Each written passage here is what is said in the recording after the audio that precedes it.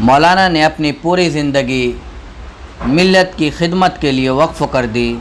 चाहे मस्जिद के मीनार हों या असम्बली के ऐवान, मौलाना मौसूफ़ ने हमेशा मिल्लत के मसाइल के हल के लिए आवाज़ बुलंद की और हुकूमत वक्त तक पहुँचाया। आज ये आवाज़ हमेशा के लिए खामोश हो गई। इनकी नमाज जनाजा उन्हीं के खलीफा हज़रत मौलाना उमरैन महफूज साहब रहमानी दामत बरकातहुम मालेगांव ने पढ़ाई। इस मौके पर उनके चाहने वालों का उमड़ता हुआ सैलाब था। पूरे सरकारी एजाज़ इकराम के साथ आपकी तदफीन अमल में आई।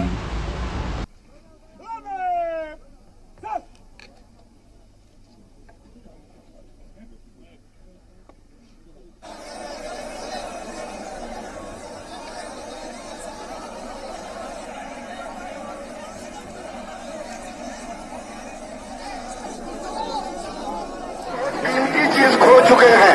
आज जो साया हम लोगों के ऊपर एक बाप का, एक मुरब्बी का, एक मुर्शिद का, एक मौसम का था, जो हम लोगों के सरों से उठ रहा है।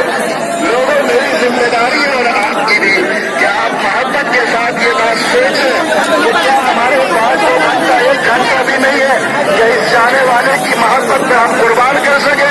हमने कितनी सारी तकलीफें उठाई है। अल्लाह ताला हजरत की रूह को करवट करवट जन्नत नसीब फरमाए। आप तमाम लोग बैठे क्या बात है,